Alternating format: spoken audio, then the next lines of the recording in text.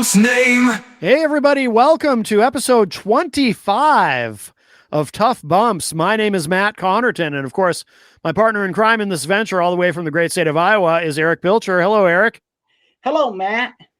I do want to say right up front, congratulations on your new column at pilcherspoint.com. Very happy to see you get that up and running again. And was this the first new column, the one about Bret Hart?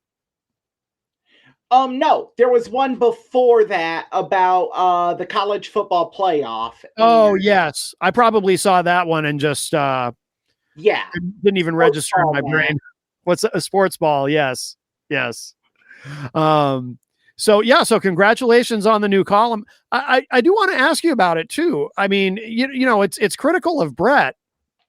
And of course, for those who don't know, Bret's recent allegations against Shawn Michaels and Vince McMahon, which we talked about on last week's show.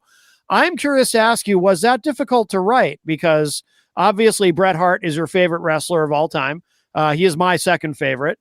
But you know, I give you credit for, you know, you're someone who's never had, even if you like someone or if you're a fan of someone and you support them, you've never had a problem criticizing them when you think they're making mistakes. You've always been very intellectually honest that way, which is something I admire about you, because frankly, most people are not that way. But I'm curious, was it difficult for you to write that column? Oh yes, it was very difficult.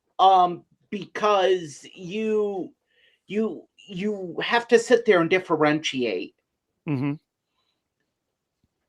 And you have to sit there and look at it from a you can't look at it from a perspective of, oh, I looked up to this individual. This individual was a hero of mine and all of this. You have to look at it as, here is a man that has a history of being bitter, but now the bitterness has went to a whole nother level. Right. Yes. Bret Hart does have a history of being bitter, to put it mildly. Yeah. Well, I'm glad you, I'm glad you wrote the column. Did it, I'm curious how long it took. Like, is it something that, because I don't know anything about your process in terms of writing. Like, do my things process, come easily, or go ahead. My process is really, I just sit and go. Go. I type it out, and usually after I type it out, I have about 2 pages of double space content. Okay. And then I start condensing, like, okay, this paragraph here and this paragraph here, I could put them together. Okay, this is like one blob of text. Now let's condense. So it's a process to get my point across as succinctly as possible.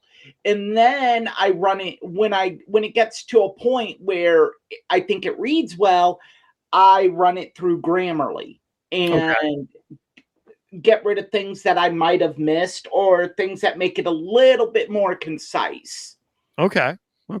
And more direct. But I also have to be careful because I don't want to lose my voice in it. Right. Exactly. No, that makes sense. Well, so the new column now, how often are you, how often are you going to be posting things on right now? It's about a once a week schedule. I'm going to try to get up there a little bit more. Try to do 2 times a week. And, but right now it's at 1 time a week. Okay. Well, very good. Well, no, congratulations on that. That's excellent. And look forward to seeing more of what you post on there in the future. So very good. Anything you want, and anything else you want people to know about Pilcher's Point? We do have some news, some sad news to talk about in a moment, but I don't know if. No, I mean, it's a great endeavor that I'm really excited about. Bret Hart was one of the harder things I had to write, because you're being critical of someone you hold in such high regard. Right. But you have to be fair. And Yeah. you have, even if, as we have a guest that joins us briefly, you have to be fair, and you Yeah. have to not let personal opinions get in the way of what's right. Yeah, of course, of course. By the way, we are streaming the show live for anyone who wants to join in the chat room. Of course, we're streaming to Facebook and YouTube and various other platforms. I know most people get the show in the podcast version, and do please subscribe to Tough Bumps on your podcast platform of choice. And of course, if you are enjoying the show via YouTube, please like and subscribe. We do this, of course, typically on Sunday nights. I do still have the radio show, of course, on Saturdays, Saturday morning. I heard you didn't. I do actually. I do. In fact, and it's funny too. In terms of syndication, I heard from there's this internet station in Australia that reached out to me recently. That Really? in my show. Yeah, I don't know though. They kind of seem like fly by night. Like they'll just put anything on, like any Joker show on there. So I'm not. You sure don't want a part of that. You're too good. Yeah, I'm not sure if I'm going to do You're it. too good for that, Matt. Absolutely, but we'll see. We'll see. It'd be kind of fun to be. I mean, maybe your ratings could go true to roof. Maybe they would. Maybe they would. I don't know. We'll see. But it's something to ponder. Well, I did reference some sad news, of course. And Eric, you're a dog owner, so I'm sure, I'm sure you would be very sad to have to deal with this. I hope you don't. Hope this doesn't happen. But let's see. I mean, it will eventually. It will eventually. Yes. Oh, for some reason, I'm having trouble adding the picture. Oh, here we go.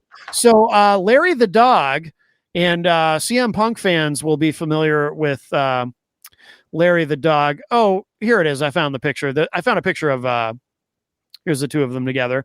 CM Punk looking, CM Punk looks rough in that picture. Actually, what's interesting about that picture is CM Punk and Larry the dog kind of look the same. They've got the same hair.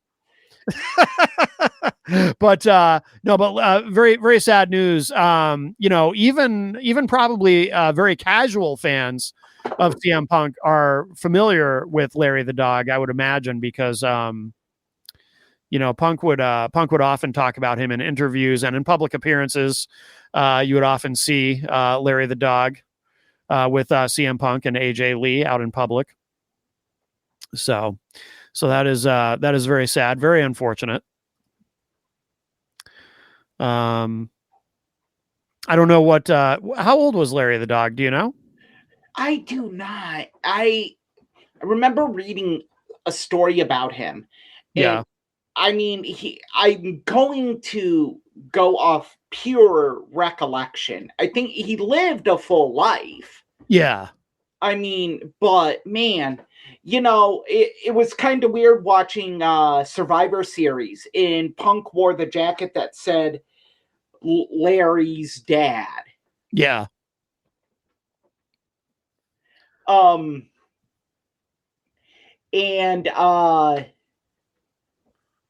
So yeah, Punk wore a jacket that said Larry's dad, and he clutched the chest of Larry's dad. So now is Paul Heyman's talent agency or marketing agency is called Looking for Larry. Now, I don't know this, but do you know, does that relate to because I've never heard him explain where the name Looking for Larry comes from, but I've always kind of wondered, because obviously in real life, outside of wrestling, Paul Heyman and CM Punk are very, very close friends. And I just kind of imagine in my head, like Larry getting out of the house one day, getting lost, and then Punk and Heyman going together to search for him. And then maybe Heyman decided to call his agency Looking for Larry.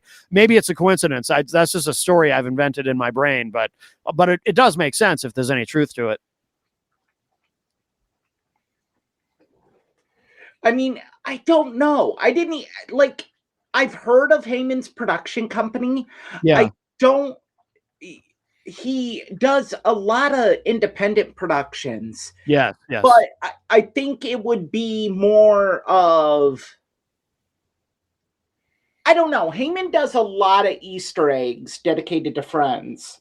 Yeah, he does. That's why I wondered. I should have looked it up, but it didn't even occur to me until just now. I mean, I've always kind of wondered about that, but it didn't occur to me to look it up but I'd forgotten about CM Punk's dad passing away. So very, very sad. I've never had a dog. I've only had cats, and Jenny and I have lost 2 cats now who both had gotten old and passed away, and it's a very sad thing. So I'm sure, but I'm sure they'll get another dog. But I know that CM Punk, apparently Larry, by the way, was a witness at Brawl Out. Yes, In Larry AEW. was actually Larry broke a tooth. Yeah. At Brawl Out. I forget who it was that kicked him. Somebody kicked him. Yeah, not intentionally, of course, but somebody involved in the backstage. Well, you think somebody kicked it? I don't think anyone would intentionally kick Larry. I don't know. I hope not. Jeez, you got to be a monster to abuse an animal. We should move on, because that whole situation is. I'm gonna be frank, because I'm in a little bit of a bad mood today. Okay. What the fuck did you think was gonna happen? Oh, Punk bringing Larry into the... No, nothing to do with Larry. Oh. The Young Bucks and Kenny Omega going to go confront CM Punk. Yeah. Like, the fuck? Like, I never understood that. I get you're mad, but you are EVPs, if for nothing, title only. Yeah. Well, nobody came out of that situation looking very good, in my opinion. But the only one who's owned up to it and said, yeah, I screwed up is CM Punk. True. And that's totally unfair. Yeah. Well, anyway, that'll be a good subject one of these weeks. It's not what we're doing this week. Mean, I don't think we could do a whole episode on Brawl Out, because easily, yeah. I mean, it's just such a nuanced situation. Yeah, absolutely. Are you okay? How come you're in a bad mood? You all right? No, just sports ball, Matt. Oh, that's why. Oh, okay. Nothing serious. All right, good. Well, I'm glad it's nothing serious. Okay. Well, should we move on from Larry? Yeah, I get it. I've known people who've lost a dog. Yeah. Or a pet, and I just can't. We have some happy news to report, of course. I'm sure most people know this already, but TNA Wrestling has a new television home beginning in January. They're going to be on AMC, which was originally the American Movie Channel. That's why it's called AMC. I don't know what it's actually called now. But that's that's where they're going, and very exciting. So they're going to be off of Access TV, and their new home is at is at AMC, which is definitely an upgrade. I don't even know. Well, Jenny and I don't have cable. We cut the cord a long time ago. I don't even know where you find Access TV, but Access TV was actually Mark Cuban's network. Oh, that's right. Yeah. And he sold it, right? He sold it. They're the ones who actually bought NJPW, New Japan Pro Wrestling, to the United States. They had a weekly show. Okay. And they're the ones. It's interesting to see, TNA, they've come a long way in a short time. Obviously, their association with WWE has helped facilitate this. I don't know how this works. What do you mean? This does not fit AMC's product profile. Well, I don't even know what their product profile is at this point, though. I mean, they are a movie station that airs original programming. Yeah, but so what? I mean, if you think about it, no matter where professional wrestling is, it never completely fits. In fact, I'll tell you this, even at ESPN, I know that seems like an obvious fit because it's sports related content, but I'll tell you what, I guarantee you there are people who go to work at ESPN every day who are not wrestling fans who just go to work every day and think, what the fuck are we doing? You know what I mean? I mean, I think it's cool. But I'm sure there are people who work there who don't like wrestling, who are like, why I are we guarantee you involved in that's this fake shit? 90% of the employees at AMC. Well, no, I I'm saying at ESPN. I'm just using that as an example of how no, wrestling doesn't really fit anywhere. you gotta kind of understand the hierarchy here, Matt. ESPN is a corporate monster. Right. They don't care. No, I'm just saying I'm sure there's individual employees there. The management doesn't care. They're making money. I'm just saying I'm sure there's employees in that building every day who are like, oh God, why are we doing this? You know what I mean? Wrestling's not. I think it's more of an afterthought. It's just like it's content. And keep in mind, it's content that ESPN isn't producing. Right. So really ESPN is just kind of a distributor of the major events. Yeah. But the broader point I'm making too is that wrestling has always, like, I remember when Monday Night Raw left the USA Network for their 5-year stint on TNN, which became Spike TV or whatever the fuck. Yeah. And then, but I remember whoever was running USA Network at that time saying something in an interview in one of the trades or something about, it doesn't really help us because wrestling gets good ratings compared to everything else on cable, but people show up to USA Network to watch the wrestling. And he made some snide remark about, and then as soon as that show's over, they don't stick around to watch our network. They go back to whatever other horrible pursuits they have in their lives. He was really speaking very in a defamatory way about the fan base that watches wrestling. So, it's, and obviously now, they eventually went back to USA Network and have had a very fruitful relationship, but it just seems like there's nowhere that wrestling really fits in. When it was on, what was TNA was, actually, I feel like TNA has been on a couple of different networks where TNA was on Fox Sports. Okay, let's go through a brief history of TNA. Yeah. They had the weekly pay-per-views. Yeah. Then they tried a disaster of a program on Fox Sports Net, which was absolutely awful. Yeah. Which was called, I think it was Impact. But it was absolutely awful. It was 1 hour. It was always preempted. It depended on which regional Fox Sports network you got when you saw it. Sometimes it aired at 2 a.m. in the morning on Wednesday. Oh, wow.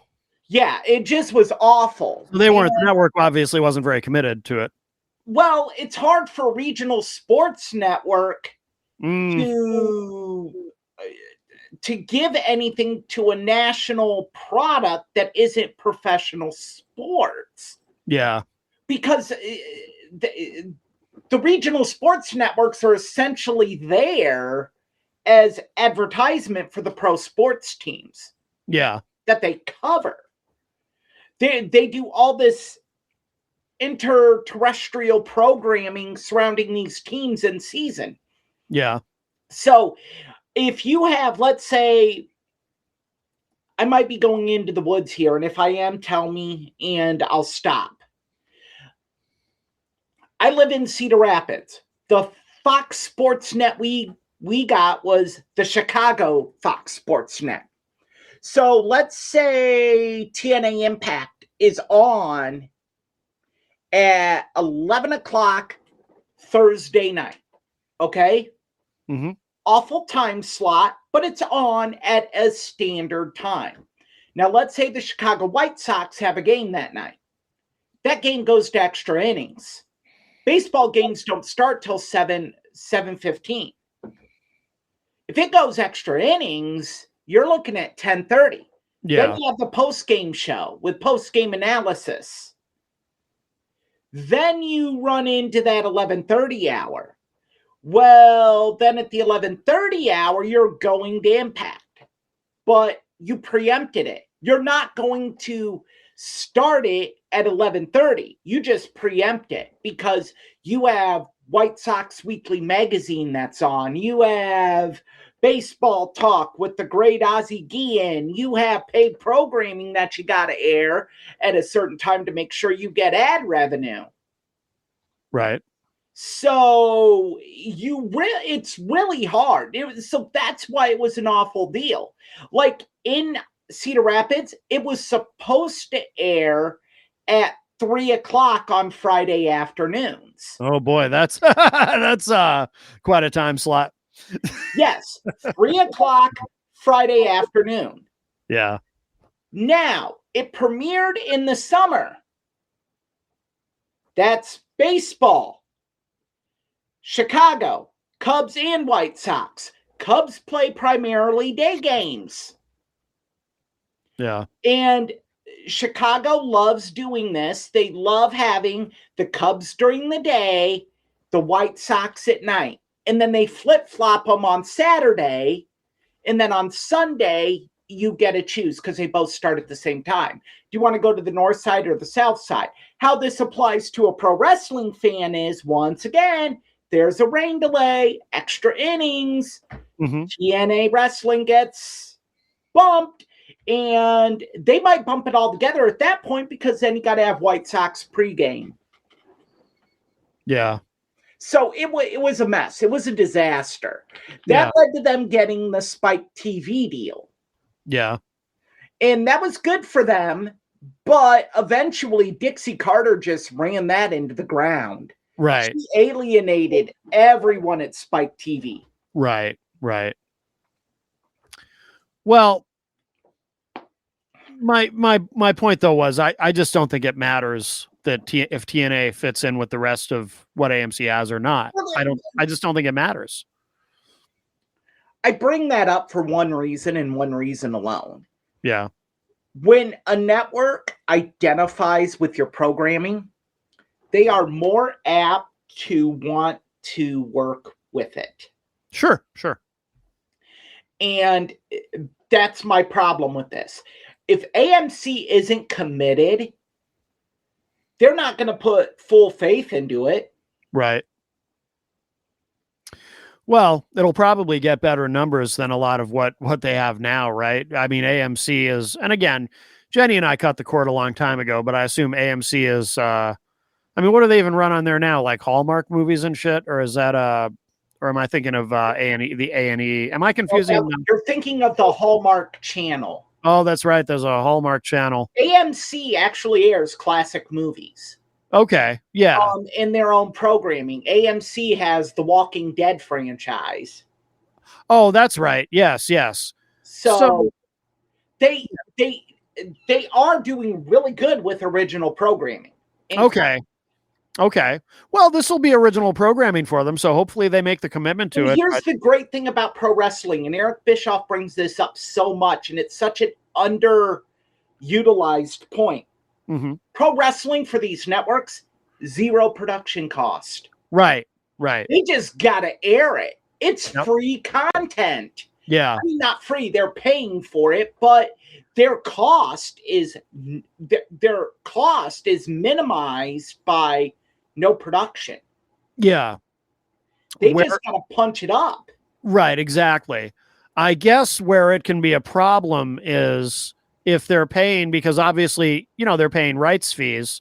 The networks are paying rights fees, and wrestling has always been one problem. And I've heard Bischoff talk about this too, is that they have a hard time finding mainstream sort of high-end advertisers. Yes. And that can be a problem. So the network is paying out these rights fees and not, I mean, that's one of the reasons why they're not generating the ad money on the back end to support it.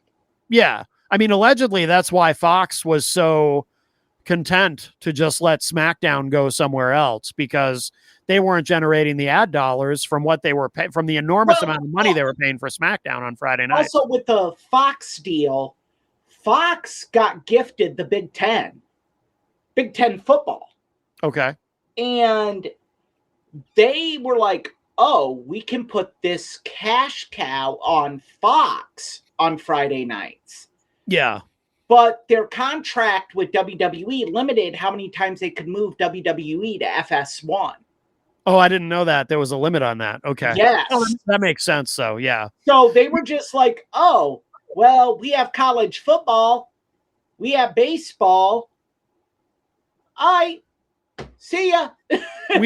We should clarify that one thing too for people. Some people might not realize this.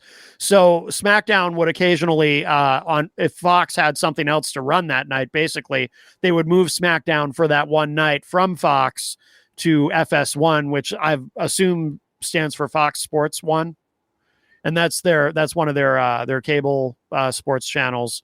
So they would advertise it as being on FS1 for that night. So they could do whatever they had to do on the main, Fox News network. But it does make sense that there would be a limit on how many times they could do that, because obviously that's I assume their numbers were significantly lower on the weeks that they aired on FS1 instead of on Fox. I mean,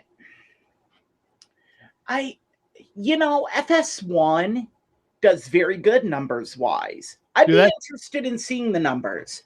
I don't know if there was, because wrestling travels well.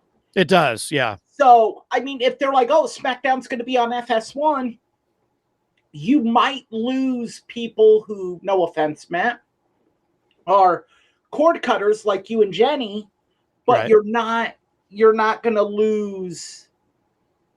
You're not going to lose the diehards because they have cable. Right. Yeah, but I know what you mean about wrestling travels well. The fans will find it. Whenever I think about that, though, I remember something very specific that at the time I thought was hilarious. Do you remember the last night the first time when Monday Night Raw was leaving the USA Network? And I'm sorry. Well, it left the USA Network. It went to Spike TV. I think it was Spike, right? At the end of their run on their 5-year run. And they were going back to the USA Network. The last night that they were on Spike TV, the Jim Ross and whoever, I forget who was announcing with him. I think it was Jerry the King Lawler. And even Vince himself, when he came out to the ring to publicly thank Spike TV, they kept mentioning that beginning the following week, it was going to be back on the USA Network. And Spike was muting that whenever they would mention the USA Network. And then what was really funny about that was throughout the show, it got to the point where by the end of the show, Jim Ross and Jerry Lawler were going out of their way to be really obnoxious with it. And whoever was pushing that mute button at Spike gave up, because it like the last half hour of the show, it was like, Jim Ross is like, now, King, you remember we're going to be on the USA Network next week, right? And Lawler's like, that's right, JR, we are going to be on the USA Network. And Ross is like, oh, King, I can't wait to be back on the USA Network. They just got really obnoxious with it. And it was funny. I thought it was very funny. I don't think anyone at Spike TV or at Viacom thought it was very funny, but I thought it was hilarious. I mean, there's a time to be petty, and I don't think that was the right time. I think it was just because it was funny. I thought it was funny, but yeah, but I don't think Viacom thought it was funny. But anyway. Oh, I'm sure Viacom did not. No. Anything else to say about this deal? It's going to be interesting to see, not only having TNA wrestling, but what supplementary programming does AMC offer with it? What's the lead in? What's the after? What comes after it? Yeah. Because, I mean, if you don't have a strong lead in, you don't gain new viewers. Right. So if you're airing Jaws for the umpteenth millionth time, you're not going to have a lead in. Right. You're not going to have that lead in audience. So it's going to be very pivotal to see what happens. Yes. Oh, and we should mention too that yes, it's no secret. Everyone is been openly saying that WWE did have something to do with it. I mean, I guess that's obvious anyway, but apparently not just the fact that TNA is getting this opportunity because of their close working association with WWE and getting the rub, as they say in the business, but also WWE, it sounds like, was directly involved in helping TNA with the negotiations, which is cool. You know, I mean, they have a working relationship, which I've enjoyed seeing, and I think it's excellent. So no, good for them. Good for them. I'm glad for them. That reminds me, we didn't talk about this, but we should mention, and this will be interesting. We can come back to it in the coming weeks, but while we're talking about TV deals, Netflix just bought Warner Brothers, which is going to be very interesting, because my understanding is that AEW's deal is pretty ironclad and has a very hefty penalty. Right, because AEW, for those who don't know, currently streams on it's on HBO Max, right? Yes, but it airs on TNT. Right. And here's the kicker. Netflix did not buy TNT. TNT and TBS are not a part of this deal. Right. It's only Warner Brothers Discovery, which is HBO Max, which AEW streams on and hosts their pay-per-views on. Mm-hmm. So, yes, now the question is, what do they do with that? Yeah, because now one company will own the streaming services that Monday Night Raw and Dynamite air on, respectively, two different services owned by the same company. So what happens now? That'll be very interesting. It's gonna be a kicker, because here's they could do it. Does the Time Warner part of this whole group say, all right, we're just going to break away and do our own thing? That would be TNT, TBS, True TV. Time Warner once again playing a pivotal role in the landscape of wrestling. They break away and start their own service and say, here's what we're going to do. Right. And now keep in mind that, TNT during the day airs reruns of some of Warner Brothers' top tier syndicated packages. Yeah. They carry Friends for 4 hours a day. Oh God, do they really? 4 hours a day? My God. Yep, 8 episodes. Jeez. That's a lot of Friends. That's a lot of Warner Brothers commitment. Yeah, apparently, huh? Wow. Yeah, so this is a big deal. Very big deal. Be interesting to see this go forward. If I'm Tony Khan, the first offer that's like 40% of my contract, I'm taking the money and going. Really? Yep. I'm taking the money and I'm going. And I'm reinvesting it. And, maybe I go. Maybe I gamble. Maybe I go to Fox. Yeah. Maybe I'm like, hey, I got Wednesday Night Wrestling. Friday didn't work out the greatest for you. And I'm stupid. I'm just a stupid Mark fanboy. I don't care about ratings. Is Fox going to want it? I mean, again, we go back to one of my initial points. Free programming. You don't pay production costs. No, but I mean, in terms of rights fees, though, are they going to be willing to really spend any money? Well, are they? I mean, it depends on what AEW is offering them. I mean, if AEW comes in at like 30% of what the WWE deal is, Fox would be stupid to not consider it. Yeah. Well, though, according to Tony Khan, did you see this on Ariel Helwani? He claimed that AEW is closing the gap with WWE, which is just an insane thing to say with a straight face. You said Yeah. it. Closing the said it. gap like Donald Trump is closing the gap for racial equality. That's right. Something very much like that. Yes. Yes. Still wide. Yeah. Well, should we get to the so the main event this week is John Cena, but we do have one more match in the undercard that relates to John Cena. Yes. Yes. So I covered this yesterday on Matt Connerton Unleashed, but we'll get into it. We'll get into it here. I even said during my show, I was like, this is cool because this is something that can be talked about on both shows. The lawsuit, John Cena now embroiled in a lawsuit, not just John Cena, but WWE, also a co-defendant in this lawsuit. So the owner of the copyright or the publishing for the horn section that you hear at the beginning of John Scofield's cover of The Night the I always get the title wrong. The Night the Lights Went Out in Georgia. You know, and everybody knows that song, right? Vicki Lawrence had a big hit with it. That's the night that the lights went out in Georgia. Forgive me for singing. But John Scofield, of course, had the, I think it's under John Scofield and the Canadians. You know, he's got the whole horn section there doing an instrumental version. And it turns out, and I didn't know this until recently, I've learned a lot in the last couple of days about this.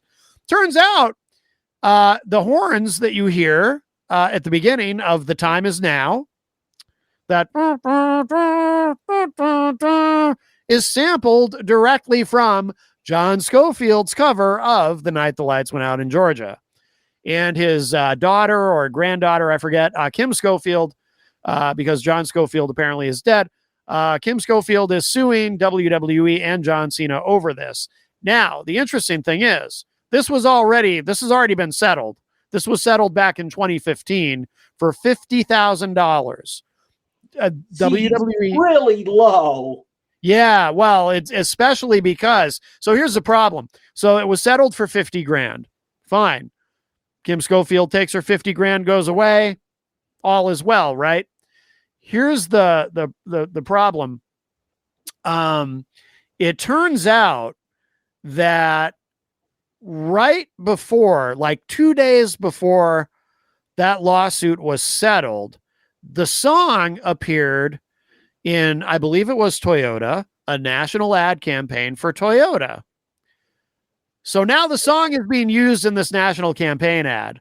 And Kim Schofield and her attorneys are alleging that at the time, WWE and their attorneys intentionally hid this.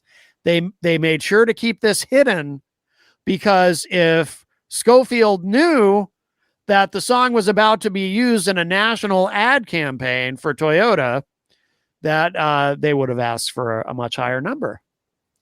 So that's part of why this is now come up again. And so they're dragging WWE back to the table. And then there's it's going to cost a little bit more than $50,000. I think so too. I think so. I think so as well. I think you might add a few zeros to that bad boy. Yeah. I mean, but I'm going to guess it's got to be that you would actually have to prove some, and this might be the wrong word, some malfeasance on the part of WWE here. Yeah. You would have to prove beyond a shadow of a doubt, and this is just me hypothesizing, that WWE purposefully hid this from them. And that's got to be very hard. Unless you have like emails and Vince McMahon is the dumbest supervillain to ever live. And he's like, ha, ha, ha, hey, pal, we're hiding it from them. Right. You know, I mean, these just, this smells like a settlement. I don't. By the way, I misspoke about one thing. It was 2017, not 2015 that the settlement happened. It was 2015 that Kim Schofield became aware of the song, became aware of The Time Is Now, and because she's not a wrestling fan, she had no idea.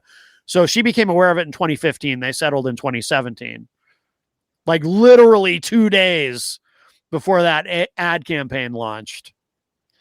So, yeah, but you're a music guy.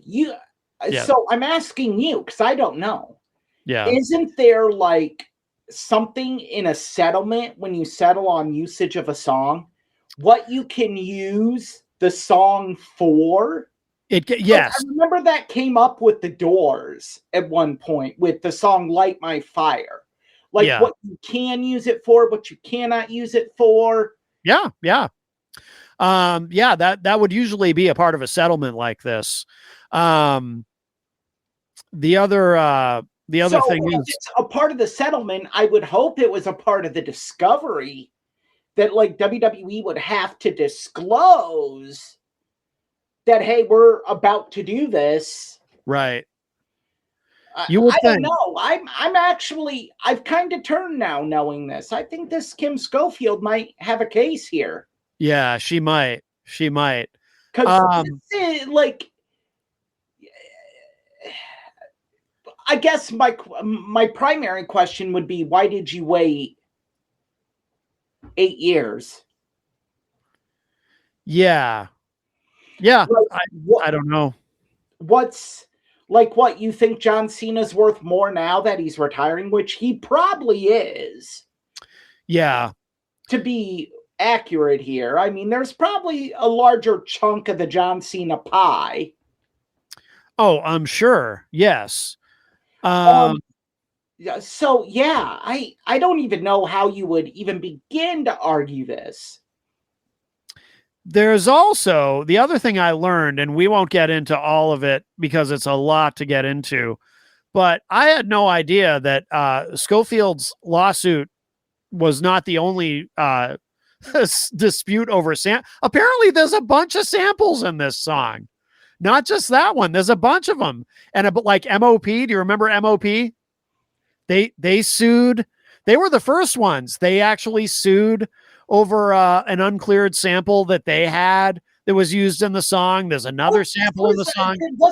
This was produced by a guy named Bumpy Knuckles. Like this is the producer's job. Like, yeah.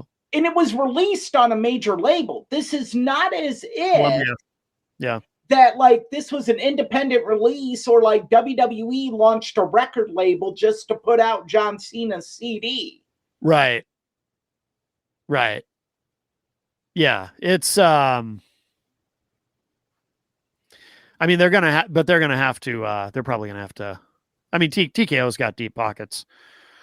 I think TKO is gonna be like, look, this coming out of your end, we ain't. Right. Yeah. Oh, and the other thing I learned though is all this time I thought the song was called My Time Is Now. I didn't realize until this happened that it's actually called The Time Is Now. Yeah. All this time I thought it was My Time Is Now. The title track of the album. Yeah, I don't even remember. It's funny. And Basic Thugonomics was always the better theme. I agree. I like the way that one starts. Yeah, I always like that one better too. Basic Thugonomics was infinitely the better theme. And you actually learn from it. Word life, it's thugonomics. I mean, now Punk Life changed the game. Oh, yeah, that's right. I forgot about that. It did. Well, so we do you have anything to add on this, or should we get to the main event? John Cena's probably just like, get me the hell out of this. Yeah, I doubt he's that. Make movies. Yeah, I doubt he's that. I doubt he's not worried about any of it. Well, I mean, he's a writer, so he's gonna catch some of the brunt of this. Yeah, but in the grand scheme of things, I mean, this is a blip on the radar for Cena. You know what I mean? Yeah. Well, John Cena, of course, we now know. I'm curious to know how you feel about Gunther being his final opponent. I don't feel anything because we knew it was going to happen. Yeah, yeah. I mean, how do you sit here and say, oh, I mean, I think it's a great choice. I I don't do have too. an issue with it. I think Same. this whole tournament thing was stupid because we knew what the end result was going to be.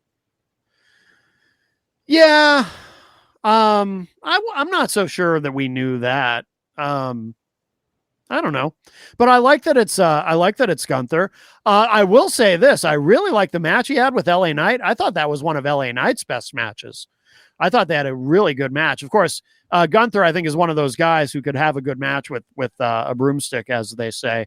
I mean, he even carried Goldberg to. I thought that was one of Goldberg's best matches, and it was Goldberg's retirement match. So I think they'll.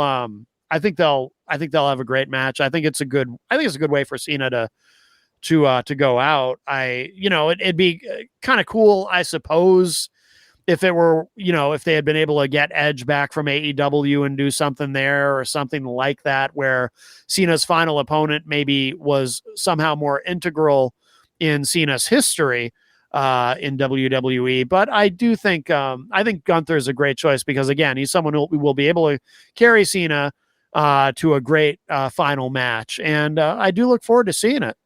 I think it was a very logical choice because you want to choose someone that has Yeah. has a name and Yeah. isn't busy in a program with someone else. Right.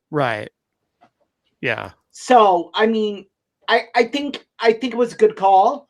You bring Gunther back and he's in the top storyline. The only thing I didn't like is you once again sacrificed LA Knight. Yeah. And I didn't like the whole thing of having him tap out. Jenny said that too. I didn't mind, but Jenny didn't like that either when we were watching it. I think you should have had him pass out because you're going to the well so many times with this guy that at some point it's just going to be straight up apathy with him. I liked the way Gunther kind of foreshadowed in that promo when he said, "Don't just watch me," he said, addressing Cena, "Don't just watch me beat LA Knight, watch how I beat him," which I thought was interesting. And I like that he used the submission to beat him. But yeah, it would have been cool if LA Knight had passed out instead of tapping. I agree with you. You want to keep them. It just would have made more sense because then they were building up momentum for this guy again. And it's like you just kill it. Lucy with the football. What was that? Lucy with the football. Yup, you're just frustrating. He's the jobber to the stars. They've kind of got him in that role. Get him to that line, and then you move the line or you drop him below the line. I wonder if they take it, if they kind of take him for granted to some extent, because no matter how much they do that, he still gets a huge pop and the fans are still with him, but that's not going to last forever. No. And as I always say, he's 42 now? You gotta do something meaningful with the guy before he's just before it's just too late. But I'm a big LA Knight fan. But yeah, so Cena versus Gunther at Saturday night's main event.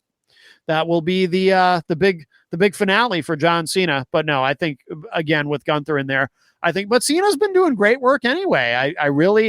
I loved his match with Randy Orton. I thought his match with AJ Styles has done like a lot of great matches. Yes. The match with Punk was really good. Absolutely. And dare I say, I think it was the best one of their rivalry. Yeah. I think this last run has been so good and people just want to hate on it. I know. Because of the heel turn, but I think it's psychological. I think these people have been conditioned for so long to hate John Cena that he could go out and have like 5-star epics, Kenny Omega epics, and people would be like, "Oh, it sucked." Mm, And it's unfair. yeah. I Yeah. mean, it goes back to the whole 5 moves of doom argument, which Right. is one of the stupidest fucking arguments you can have towards a pro wrestler.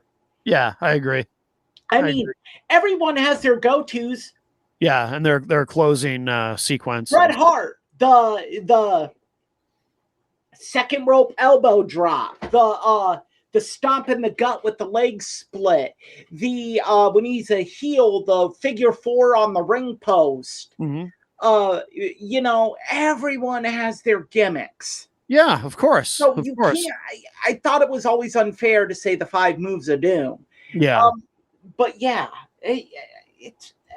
I mean, I've even said you've seen one Ric Flair match, you've seen them all. Now you wanted to talk about kind of the history of John Cena, right? Yeah, Kind of a I part mean, one. you know, just he was a kid that grew up in Not far from here, West Newbury, Massachusetts, a yes, suburb of West Boston. Newbury, Massachusetts. I Mhm. actually read an interesting fact about John Cena. He was born with his umbilical cord wrapped around his throat 3 times. I did not know that. Um, he also, he, and I'm sure you knew this, he grew up with his brothers, and they would make cardboard wrestling belts and wrestle with for them. Yes, yes. And that's kind of how the love of wrestling started with Yeah. him. Yeah. He went to Central Catholic High School in Lawrence, Massachusetts. Yeah. He transferred to the private prep school, Cushing Academy, and then attended Springfield College, where he played football for the Division III school. He was a center. He graduated in 1999 with a degree in exercise physiology and kinesiology. He pursued a bodybuilding career and worked as a limousine driver. He also worked in the store area of Gold's Gym for $6 an hour. Mm. Yeah. Talk about rising from the bottom. Goodness. Yeah. Well, but he clearly had the genetics to be successful in whatever athletic endeavor he was going to ultimately end up in, and we know where he what he ended up in, and sure enough, now we call him the greatest of all time, or at least Right. that's what they call I him. mean, the first time I heard about John Cena was in one of the we've said it so many times, after mags. Mm-hmm. When he was the prototype. Yeah, I heard about this guy in OVW, the prototype, in that famous 2000 to 2002 crop of talent, Yes. which Cena, Batista, Randy Orton, Yep. you know, you had some others too. Bryan Danielson was briefly a part of that group, very briefly. That's another story for another time. It's one of those, depending on who you talk to, what story you get. Oh, okay. If Bryan Danielson was Daniel Bryan was ever a member of OVW. Oh, interesting. We'll have to get into that sometime because this is something I don't know about. It's actually very short and very. It has to deal with Shawn Michaels' wrestling school and the idea of, was it considered a developmental or was it not, or what was the deal? Okay. It was a mess. It's just a messy situation, and no one's ever explained it, and the people that could explain it refused to talk about it. Interesting. Okay. No, Yeah. very I mean, the one person who could explain it, Shawn Michaels, refuses to talk about it. Yeah. Yeah. Because he refuses to talk about a lot of things. Yes, he does. Shawn Michaels Wrestling Academy, probably because he doesn't remember a lot of it. Right. That's probably true. Which is unfortunate. Yeah. So Cena was now who was running OVW at the time? Danny Davis would Danny have been Davis. running OVW at that point in time. Now, not the same. There's two Danny Davises. Was this the same Danny Davis who was the referee, who was part of the Hart Foundation in the 80s for a while? Yes. Okay, because I know there was another Danny Davis before him, an older Danny Davis, the Nightmare Danny Davis. That's not Yes. the same But guy, I don't think. I believe there's two Danny Davis. actually, no, that is incorrect. OVW at that point in time, Jim Cornette bought a stake in OVW. Okay. In 1999, he took on the role of booker and show writer while appearing in a on-camera commentator role. The first group of developmental talent included future stars such as John Cena, Randy Orton, Brock Lesnar, Batista, and Shelton Benjamin. Okay. So Jim Cornette would have been in charge then. Okay. So he obviously now has he gone on record as saying, that he saw Cena as a potential big star from the beginning? I've never really heard him say much about John Cena. No, you haven't. And I don't think there's heat there, which for Corny is very weird because I don't know if Cornette worked with him all that much. Yeah. Because the timeline here is OVW held its final show at the original Davis Arena on August 21st, 2002. And so, at that point in time, John Cena was already up. Okay. I do know that Kenny Bolin, the Star Maker, claims to this day that Cena owes him money from when he was Cena's manager. Obviously, it's a work, but I think Kenny Bolin is hilarious. We've never talked about him, so I don't know how you feel about him, but but I guess Kenny Bolin was Cena's manager at the prototype. Kenny Bolin is an individual that definitely knows how to blur the line between fact and fiction. Oh yes, absolutely. And the problem is that you sometimes never know. Right, of course. Yeah. But yeah, so Cena wasn't. Now, how long was Cena in OVW? Do you know? He joined in. I feel like it wasn't very long before he got called up to the main roster, but I'm not sure about that. Let me take a look here. He was there for 2 years. On October 10th, 2000, Cena made his unofficial WWF debut in a dark match on SmackDown as the Prototype. He signed a developmental contract in 2001 and was assigned to OVW, where he held the OVW Heavyweight Championship and the Southern Tag Team Championship with Rico Constantino. Yes, Rico. Yep. And he was called up to the main roster. Okay. So he was there for, I want to say, roughly a year, maybe a year and a half-ish. Okay. Which could be, one of those things where, they just saw him and they're like, strap a rocket to his ass. Right. He's got the look. He's serviceable in the ring. Yeah. I mean, but yeah, I'd heard about him in the Aftermags, and because this is when the dirt sheets and the Aftermags really started reporting on developmental, because you had the guys that were going to be the future of pro wrestling. Brock Lesnar, Randy Orton, John Cena, Batista. And so you were wanting to know when these guys were going to come up. And I think what happened with Cena is, Cena came up. I think Cena came up. I want to say Cena came up after Orton. And I think Orton, it was kind of a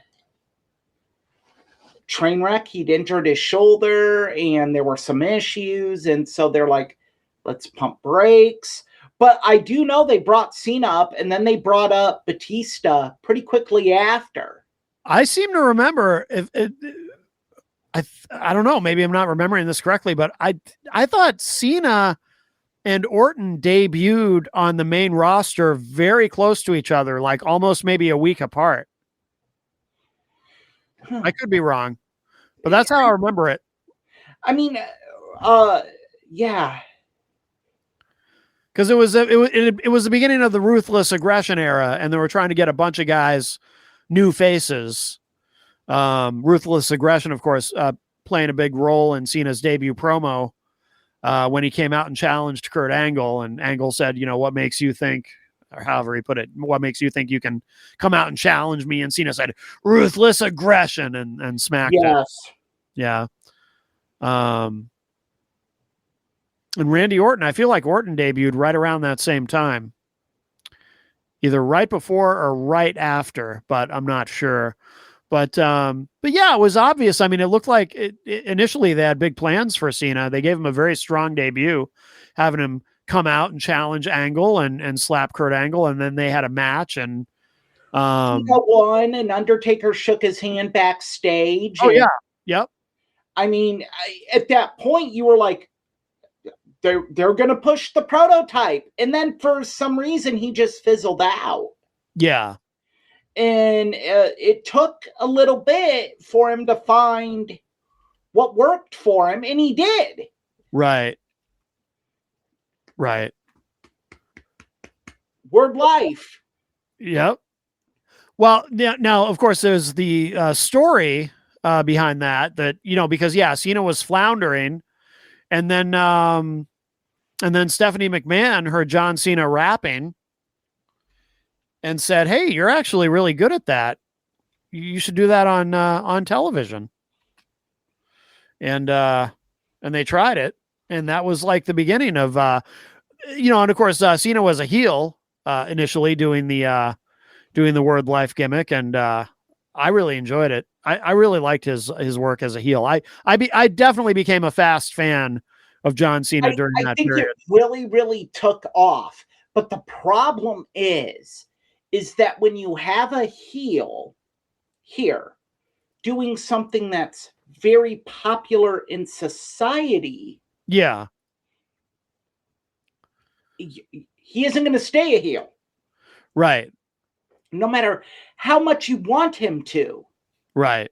He would even wear teams like that Celtics jersey. As if he was a heel, then he's probably wearing it in New York or Los Angeles. Yeah. And yeah, it's cheap heat, but it didn't work. People loved it. And at that point, you're like, okay, what do we do with this guy? Let's turn him. And see, because it's easier to be a heel than it is a baby face. And so I think that's the first rite of passage as a pro wrestler is, can you make that turn, and can you grow larger than you were as a heel? Mm-hmm. Yeah. Yeah, he would come out and, and at that time too, they were really kind of pushing the boundaries in terms of some of the things that he would say in his raps, when he would come out and rap and times have changed. I think some of those, raps you probably couldn't do today. No, some of them were not very PC. Not at all. Yeah. Yeah. I mean, he did smack Stephanie McMahon's backside. Yes, although that was consensual in a very strange segment. Stephanie McMahon. I see the video of it, and I cringe to this day because like everyone, for me, it's everyone knew she was dating Triple H, and it was pretty serious. Right. And John Cena smacks her on the derriere. Yes. And you're like, okay. Yeah. That's bad optics. Yeah. Well, it was some pandering on Stephanie's part because Cena obviously was a babyface at that point. And yeah. So there were some strange moments, but there were a lot of really good moments too. Yeah. And I think that when he became a babyface, I hated him. Oh, really? Oh, yeah. I hated the gimmick. I hated it. Why, you just thought he was better as a heel when he was doing? No, I hated the character. Oh, you hated the character overall. Yeah, Oh, gotcha. hated, hated. Unless you were Eminem, you had no reason to act, Oh, okay. in my estimation. Yeah. And I'm like, what are we doing? This is the most annoying thing ever. And then I was like, yeah, the theme song's great, but I have to see him then. I don't want to see him. Wow. Okay. I was very, ugh. Really? Okay. Because at that time I was very big into the indie scene. So anything that was cookie cutter that WWE was bringing out, I bashed. I hated. Yeah. Yeah. I was team Ring of Honor and team team Ring of Honor the whole way. Yeah. I'd always be like, AJ Styles could wrestle laps around these guys. Christopher Daniels could wrestle laps around these guys. Mm-hmm. Samoa Joe. Oh yeah, here comes another tight 15-minute Kurt Angle match. Yay. I would rip everything about WWE at that point because I could. And there was like indie wrestling fans at that time had such a like superiority complex over WWE fans. Yeah. We all did. We all were like, oh, you like Brock Lesnar. I'm a Samoa Joe fan. Have you seen Samoa Joe's match with Kenta Kobashi? No, you have not, because you did not buy the DVD. We're not on cable TV. It reminds me of when I would have working at when I was managing a music store and having conversations with like super indie music snobs, and I'd tell them my favorite band was Kiss, and they would just look at me with disgust. That's what it reminds me of. But that's exactly what it was. It was like the best analogy I can give is we liked the Sex Pistols, but thought we were like following Led Zeppelin. Right. We thought we were following the greatest musicians that ever lived. Yeah. And the greatest in-ring artists that ever lived. We were obviously very blind to how ridiculous that sounds. I mean, they're in buildings holding 20,000 people. We're in rec centers with a Fire Marshal Max 2K. So what the fuck are you thinking? But there was John Cena. I do believe that's where a lot of the backlash comes from, is at that time, indie wrestling in WWE were really butting heads because sports entertainment sucked. And John Cena was the poster boy for sports entertainment. Well, also in a lot of the cities, even though John Cena was a babyface, there was resentment among some fans, because that's where that whole thing started, where, you hear the higher pitched voices chanting "Let's go Cena," and then you hear the deeper voices in the crowd answering with "Cena sucks." And I remember when he was main eventing against Triple H at WrestleMania, I forget which number, because I can never keep that straight. I remember it exactly because I was in Chicago that weekend. Oh, you were? Okay. Yes, I was. It was WrestleMania 22. Yeah. And I remember some of the episodes of Raw and SmackDown leading up to that, where Cena was, like one of them was Detroit. And I remember, because I remember Cena saying, well, apparently the fans like he's got an in-ring promo with Triple H, and they're booing the hell out of Cena and cheering Triple H, even though Triple H is the heel and Cena's the babyface. And Cena acknowledged it, and he said, I guess the fans in Detroit feel I still have a lot to prove, and they're right. I do have a lot to prove. So he would kind of try to embrace it in a way. But in cities like, because there are just certain cities, Detroit, Chicago, New York, obviously, Brian uh, Danielson at the Ring of Minneapolis. Honor double shot that weekend. That was in Chicago Ridge. Yeah. A shot at John Cena's promo.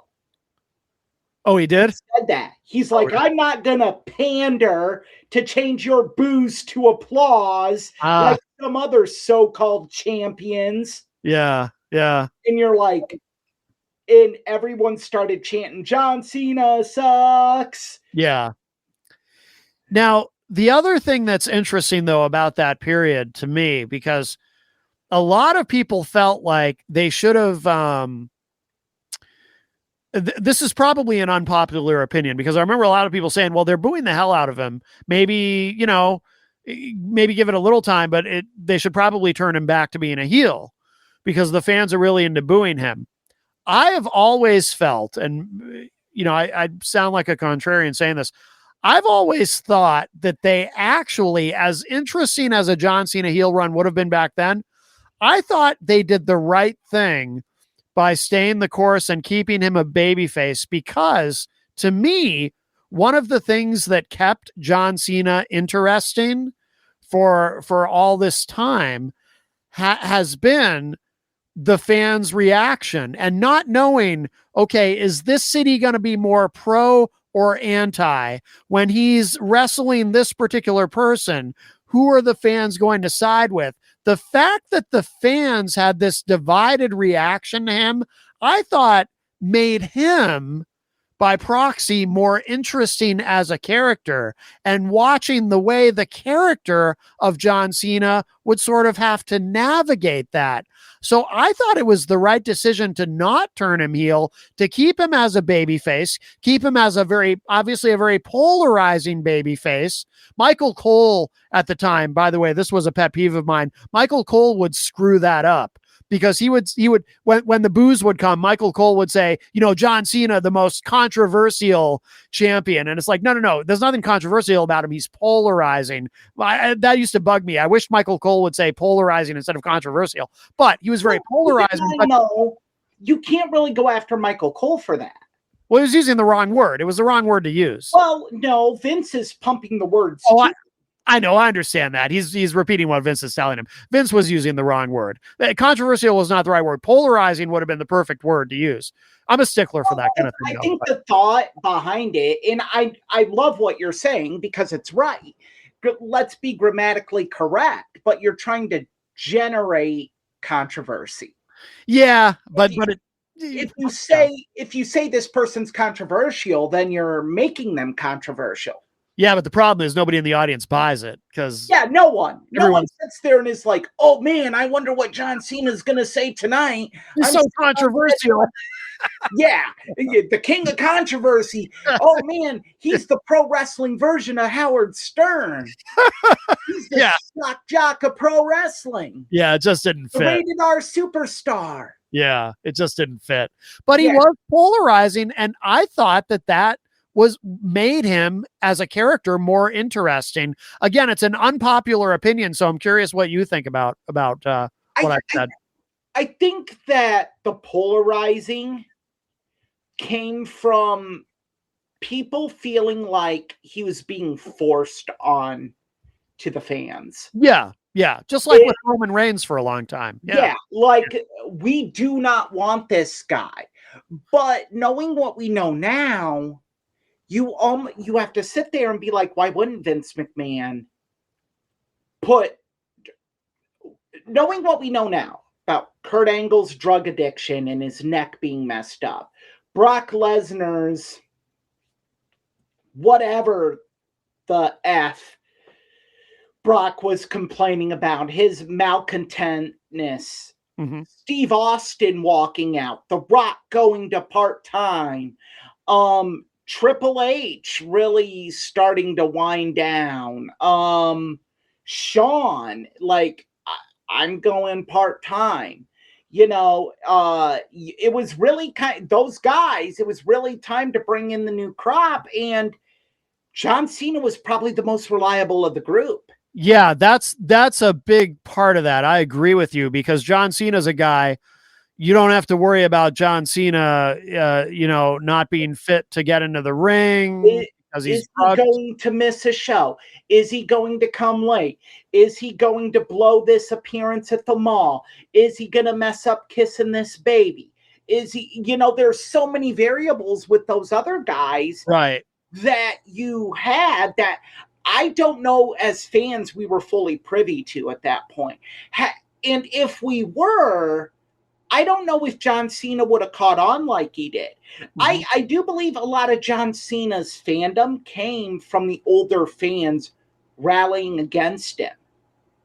Because the kids are like, that's my guy then. Yeah. I'm watching pro wrestling with my dad. My dad's an asshole. He hates John Cena. I can piss off John Cena. I could piss off my dad just by rooting for John Cena. Right. And a little hokey psychology there, but it makes a lot of sense. It does make sense.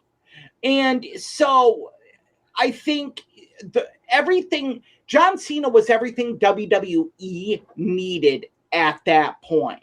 Mm-hmm. He was a stabilizing force. Was he going to give you the epic matches? No. He was going to give you the same match every night, but you better believe it's the best damn match every night that John Cena could put on. Right. Right. Absolutely. 100%. So yeah, I think I was a part of that anti-Cena group. So it was very unfair for us to sit there and have so much hatred towards him when he really was the best option. Mm-hmm. And kudos to him. Anyone that's like, you're told, oh, well, you're the best flipping option. We have to go with you. You could be like, okay, I'm a coast. John Cena didn't do that. John Cena did all the extra. He did the Make-A-Wish. He did the PR. He did the DVDs. He did the Kmart store appearances signing the figures. Yeah, he holds the record, right, for Make-A-Wish? Yes. Yeah. Yeah. I know Hogan did it one time, but then Cena surpassed it. Yeah. Only if they were white, Matt. Jesus. No. Hogan's rule was they just couldn't have interracial parents. How dare you? Or be interracial. Okay, we're moving on. we're gonna... Rest in peace, Hulkster. Sure, why not? Oh boy. I mean, anyway. Yeah.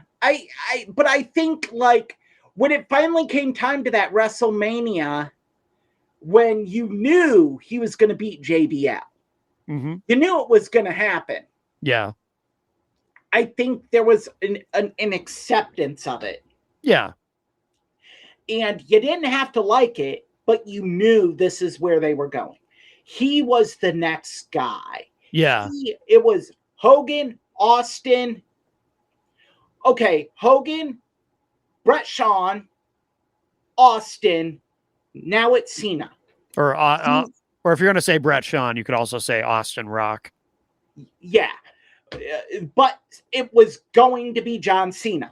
Yeah. And I think they also had, looking back on it, we can appreciate it. They had a great backlog of guys he could go up against. You had where he could go up against Edge.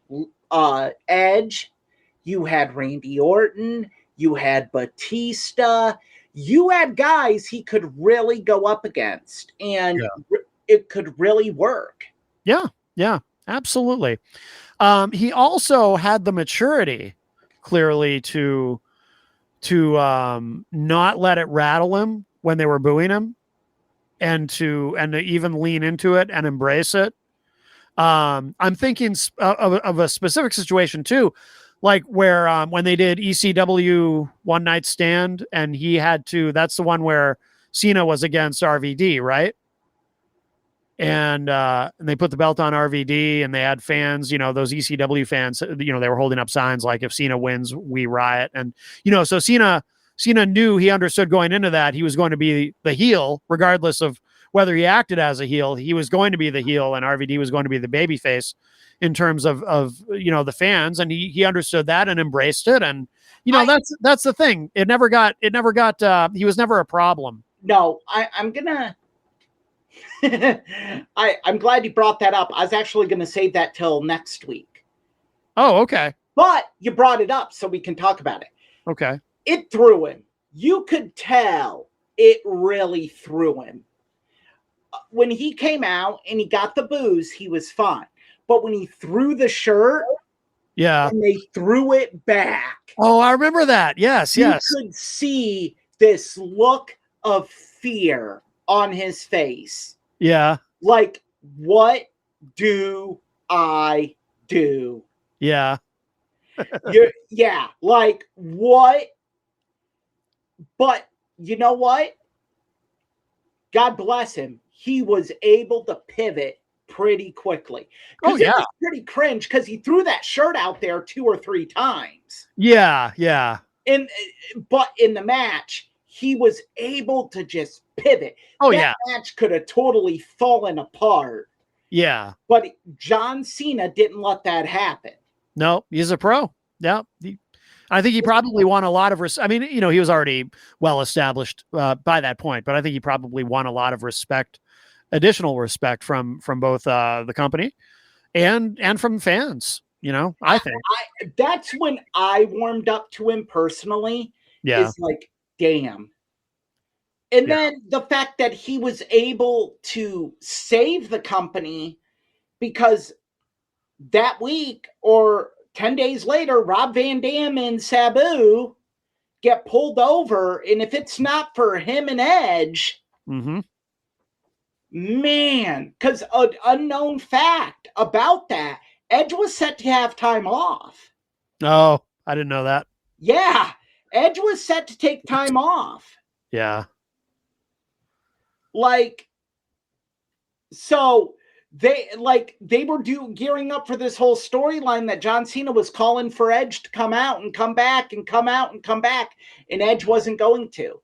Yeah. Until the rematch with Rob Van Dam down the road, then he was going to screw John Cena again. Oh, okay. And that was going to set up a big blow off at SummerSlam. Okay. But they didn't. They had to pivot. And kudos to the professionalism of John Cena and Edge. Because if they're not professional, Rob Van Dam could have royally effed up the company there. Oh, yeah. Because keep in mind, you know, we're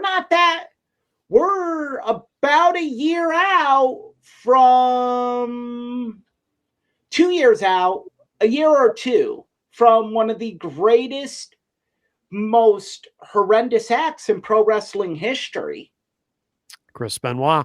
Yup. And I think that was the beginning of the end of ECW. Oh, really? WWECW. Oh, okay. Yeah. I think that was because that they had nowhere to go. The whole idea was Chris Benoit was going to become champion. Yeah. And then you were going to do a feud with CM Punk and Chris Benoit. And the problem is you couldn't do that, obviously. Now, so you had to go with CM Punk and John Morrison, and they had no chemistry.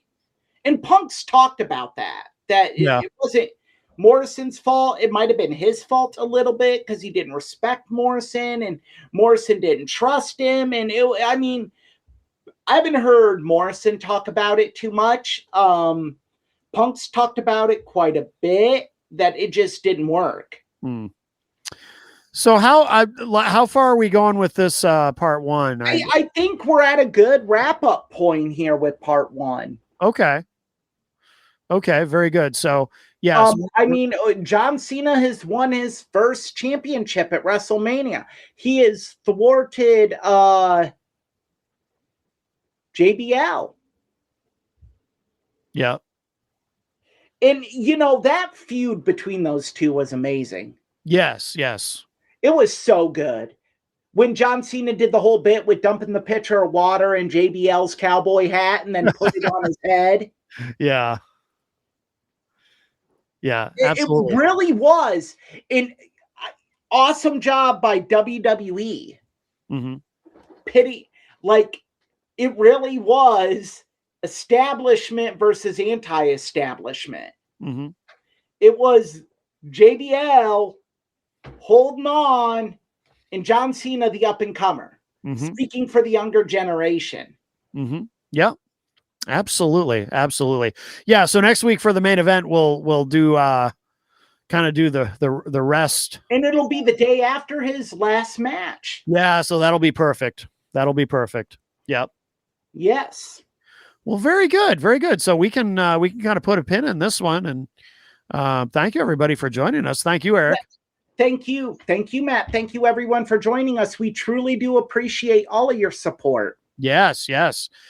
Please subscribe to Tough Bumps on your podcast platform of choice.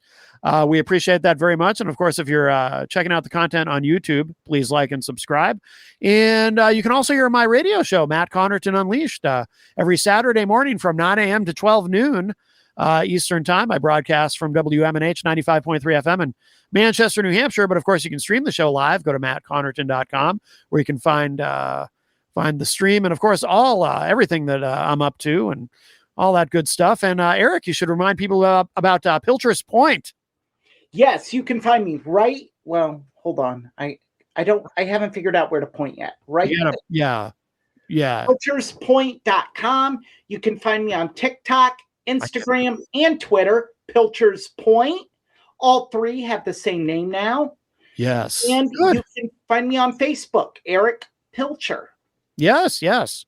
Oh, and look for us soon on an internet station out of Australia. Yes, internet station out of Australia. Yeah, looking forward to it. We'll have more details. Well, we might actually keep that one a secret, though. There are people that would want to know that information that would come after us. Yeah, exactly. We don't want that. You know, I have heard this guy, he just calls himself the boss. Uh-huh. So I think it's Bruce Springsteen. Uh-huh. I think it's Bruce Springsteen that's trying to hire us, which is awesome. Yeah. We had that deal with Stephanie McMahon that fell through for whatever reason. I don't know. I blame you for that, Matt. Yeah, our VPN goddess. I know. I messed that up. You messed that up somehow. I don't know. But this radio station has 20,000 to 40,000 listeners or up to 100,000 listeners. We don't know, damn it. These are numbers. Through the roof rating. I may not need any of you anymore. That's right. That's right. We might only need 2 people. But it's very important that we keep it a secret. Jennifer and Mr. J. You know what's funny is if somebody does want to find out, really, like if Tough Bumps were going to be on an Australian internet station, all they would have to do, which yes, we won't really have to tell our listeners. They'll be able to just Google Tough Bumps Australia internet radio, something like that. It'll come right up. It'll be easy to find. Yeah. You know, you got to be a real special kind of moron to host an internet radio show or podcast and think you're going to keep your broadcaster secret. I don't know if there's anyone that stupid out there. There may be. I don't know. If there is, goodness gracious, how dumb are they? How stupid are you? I know. I mean, just if you don't understand that, I don't know. Yeah. I'm a firm believer in no one can be that dumb. I still have faith in the intellect of humanity. Okay. Well, call me a hopeless optimistic person. Yeah. I mean, I still have faith for our country. Yeah. I mean, I might be delusional. Oh, I do too. Yeah. All right. You might need to get checked. Well, on that note, thank you, Eric. Thank you, Matt. Thank you, everyone. See you next week. Thank you, everyone. This has been episode 25 of Tough Bumps. We'll talk at you next week.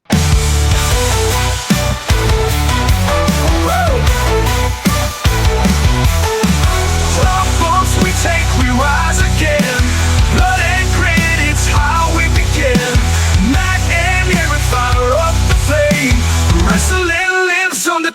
boss name.